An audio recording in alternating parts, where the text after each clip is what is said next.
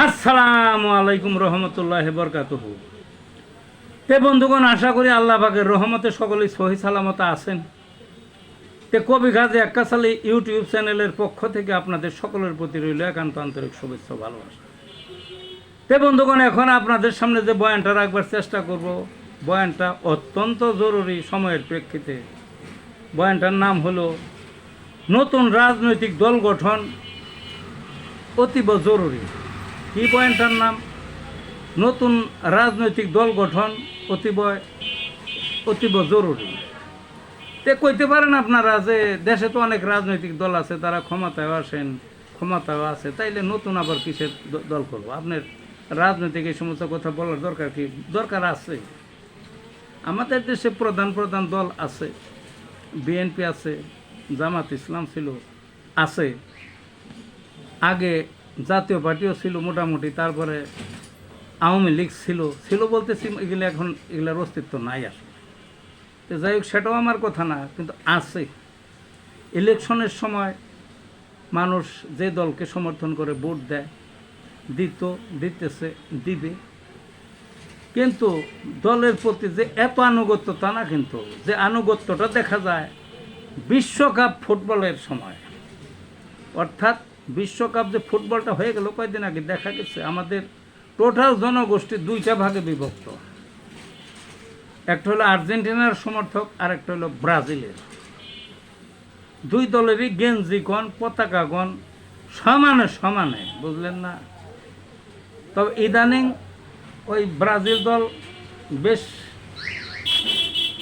কত বছর যাবৎ তৈয়ে যাইতে পারে না, 20 বছরের মতো হয়ে গেল, ওই ফাইনালে যাইতে পারে না, আগেই ধরে পড়ে, সেই জন্যে কমে গেছে এদের গেঞ্জিটা বা সমর্থনটা।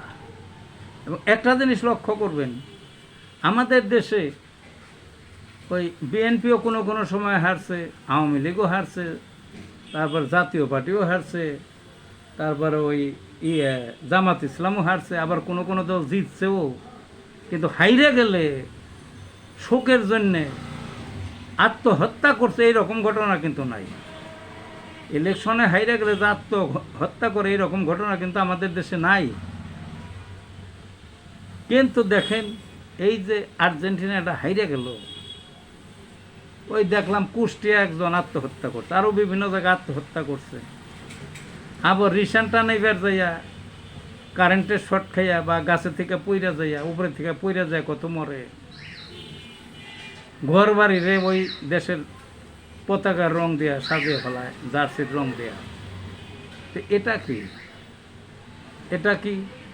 আবার দেখেন, ওই একটা ছেলে বলতেছে মেসিরে বাপ বাপ বাপ বাপ কয়ে শিক্ষিত পারতেছে, অর্থাৎ তার বাপ বলে। আবার আর এক ভিডিওতে দেখলাম এক মেয়ে, সেও তার বাপ বাপ বাপ বাপ করতেছে মেসিরে। আবার আর এক মহিলা স্বামী স্বামী স্বামী স্বামী করতেছে। তাইলে দেখেন, একটা প্লেয়ারকে নিয়ে এত উন্মাদনা, অর্থাৎ নিজের স্বামী, নিজের বাপ, নিজের সব বইলা যায়, তারও অবৈধভাবে বাপ বইলা চিৎকার, স্বামী বইলা চিৎকার।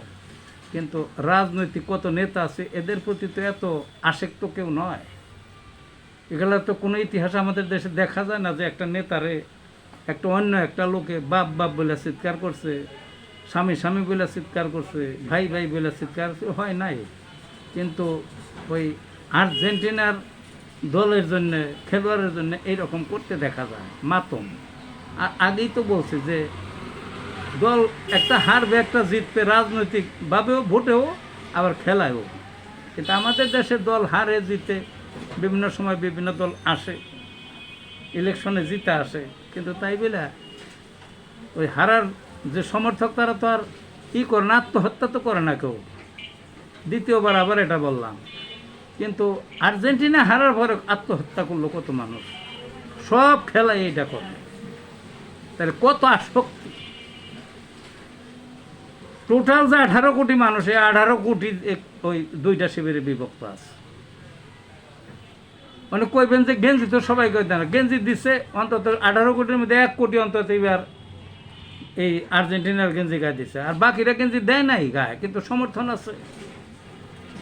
ওখানে কইতে পারেন যে ব্রাজিলেরটা তো দেখলাম না, ব্রাজিলের ভক্ত আছে। ব্রাজিলের ভক্তরা ছিল ওই আর্জেন্টিনার এন্ট্রি, অর্থাৎ স্পেনকে সমর্থন করছে ফাইনালে। কাজে টোটাল জনগণের কেউ বাদ নাই। ওই ব্রাজিল আর আর্জেন্টিনা দুই শিবিরে বিভক্ত।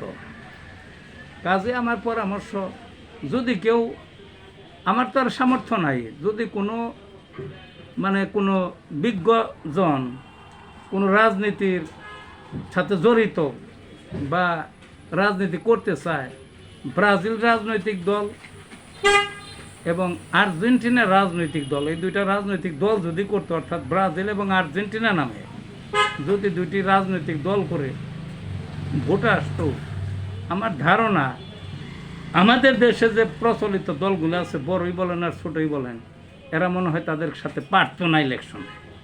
তারাই ক্ষমতায়িত হয়, ব্রাজিল রাজনৈতিক দল ক্ষমতায়িত অথবা আর্জেন্টিনা রাজনৈতিক দল ক্ষমতায়িত, আর হাড্ডাহাড্ডি লড়াই হইতো ওই দুই রাজনৈতিক দলের মধ্যে।